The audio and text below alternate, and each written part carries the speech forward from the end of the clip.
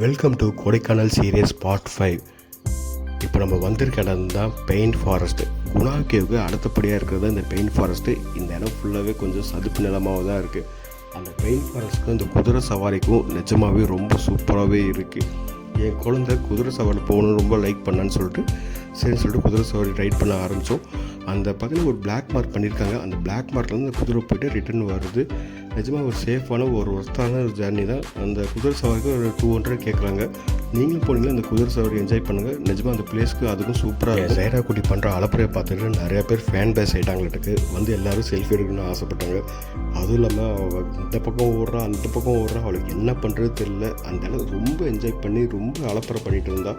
So நாங்களும் அதனாலே எங்களுக்கு வந்து ரொம்ப நேரம் இங்கே வந்து டைம் ஸ்பெண்ட் பண்ணுற மாதிரி ஆயிடுச்சு. அவளை எவ்வளோ கன்வின்ஸ் பண்ணி அதுக்கப்புறம் நெக்ஸ்ட் பிளேஸ் கிளம்பியாச்சு. ஸோ அடுத்த வீடியோ சந்திப்போம். Tata, bye bye.